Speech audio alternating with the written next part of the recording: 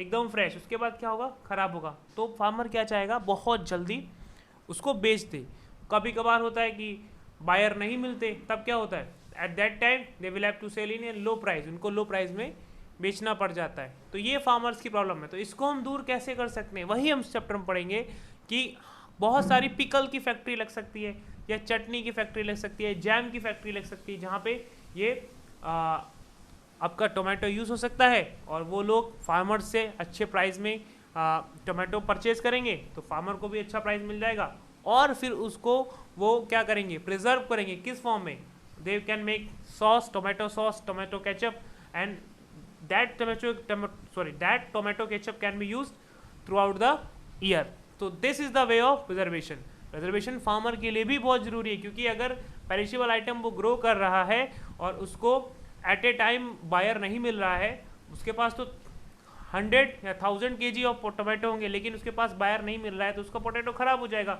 तो खराब होने से डर के लिए वो क्या करेगा, जहाँ पे उसको 10 रुपीज़ पर केजी बेचना है, वहाँ पे वो 2 रुपीज़ पर केजी भी बेच देगा, तो बेचारा फार्मर को लॉस होगा। अगर फार्मर को एक बार लॉस हुआ किसी कंट्री में, तो बच्चों एक बात ध्यान रखना, फिर खाने की प्रॉब्लम होगी, क्योंकि फिर वो टोमेटो ग्रो ही नहीं करेगा, क्योंकि उसको लॉस हो रहा है। और जब टोमेटो वो ग्रो ही नहीं करेगा, तो फिर हम टोमेटो हमें खाने के लिए कहीं से मिलेगा, अब इंजीनियर तो नहीं बना देगा। तो इसका सबसे अच्छा सोल्यूशन क्या है, हमको सबका ध्यान रख के चलना है। तो जो हमारी गवर्नमेंट है उसमें वर्क भी कर रही है, वो कोशिश करती है कि ऐसे स्टोर बनाए जाएं, ऐसे जगह बनाई जाए जहाँ पे पेरिशेबल आइटम स्टोर हो सके, और हो सके तो उनको प्रोसेसिंग किया जा सके, प्रोसेस्ड फूड बनाया जा सके। प्रोसेस्ड फूड मतलब just like tomato, we are having tomato and we have convert that tomato into tomato ketchup, now it is processed, और प्रोसेस्ड फूड जल्दी खराब नहीं होता। I think you have understand what is the importance of preservation of food for farmer. Okay, now move to the next slide. That's great.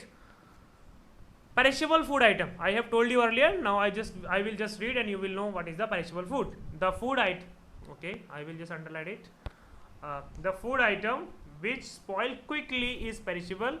Green vegetables and fruits are perishable food items. Okay, those food items which spoil quickly are perishable item, just like green vegetables and fruit. Okay, so we will move to the next slide.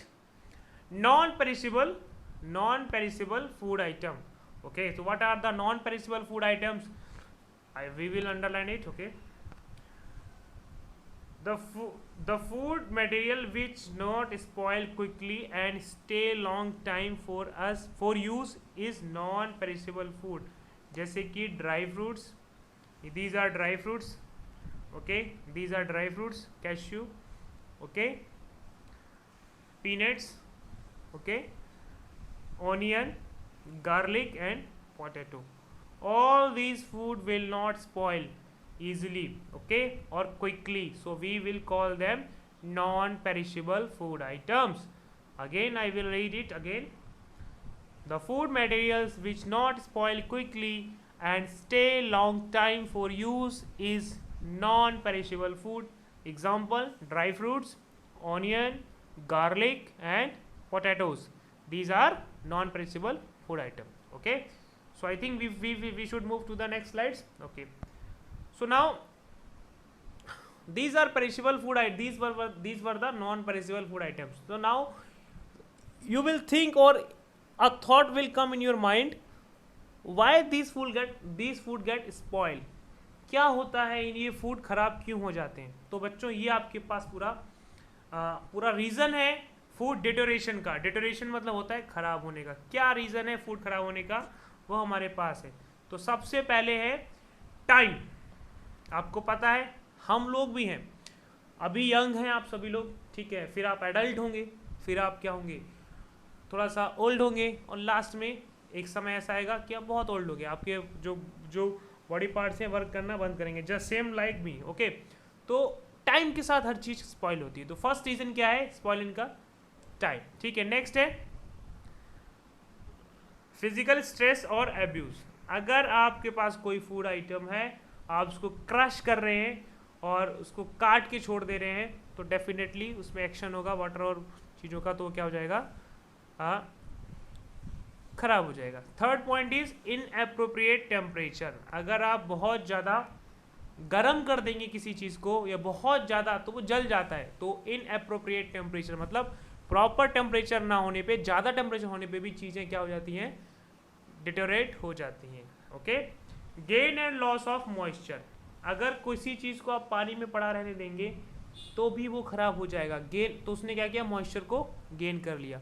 और अगर कोई चीज़ है जैसे कि जो water में पड़े रहने से खराब हो सकता है, जैसे कि मैं बताता हूँ पोटैटो, आपको पता होना चाहिए अगर फार्मर पोटैटो का फार्मिंग कर रहा है, ठीक है, और जब पोटैटो रेडी है फील्ड में और तभी वहाँ पे बारिश हो जाता है, ठीक है, तो और लगातार 3-4 दिन तक बारिश हो जाता है, तो वहाँ पे क्या होता है, वो पोटैटो का क्रॉप खराब हो जाता है, क्योंकि ज़्यादा पानी में पोटैटो क्रॉप क्या हो जाता है, खराब। तो ज़्यादा वाटर होने से भी क्या हो जाता है, आपका वेजिटेबल खराब हो सकता है।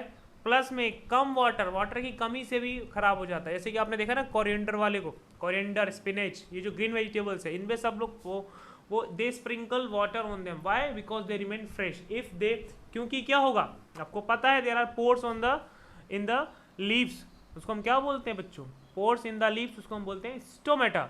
तो स्टोमेटा जो पोर्स होते हैं छोटे छोटे लीव्स में, उनसे क्या होगा, वाटर एवोपरेट होता है, जिसको हमने बताया था ट्रांसपायरेशन। तो अगर हमने उनको प्रॉपर वाटर प्रोवाइड नहीं किया तो वाटर उड़ता रहेगा, जिससे क्या होगा, उनके अंदर का वाटर क्या हो जाएगा, खत्म हो जाएगा, कम हो जाएगा, तो वो पेरिशेबल हो जाएंगे। तो वाटर रिलीज होने से भी खराब होता है फूड, और वाटर गेन करने से भी फूड खराब होता है। नेक्स्ट हमारे पास जो सबसे इंपॉर्टेंट पॉइंट है, माइक्रो ऑर्गेनिज्म, भाई बैक्टीरिया, ईस्ट एंड मोल्ड्स, ये वही सब, बैक्टीरिया बताया था आपको, ईस्ट बताया था, मोल्ड्स, ये दीज आर माइक्रो ऑर्गेनिज्म। मैंने बताया था micro organism are the organism which are not visible to us without any microscope, okay, और विदाउट, और which are not visible with our naked eyes, जो हमारी बिना किसी इंस्ट्रूमेंट के आइज से हम जिसको नहीं देख सकते, we call them micro organism. I think you got it. Next है food enzymes, other chemical reaction within the food itself. और ये बच्चों बहुत इंपॉर्टेंट है, ये आपके लिए मैं ऐसे ही बता सकता हूँ कि सभी चीज़ों में एक्सपायरी डेट होती है। ये एक्सपायरी डेट क्यों होती है, चिप्स है उसमें भी एक्सपायरी डेट हो रहा है, वो तो पैक्ड है, उसके अंदर बैक्टीरिया आएगा नहीं, एयर टाइट है, पैक्ड है, फिर भी वो भी क्यों खराब होता है।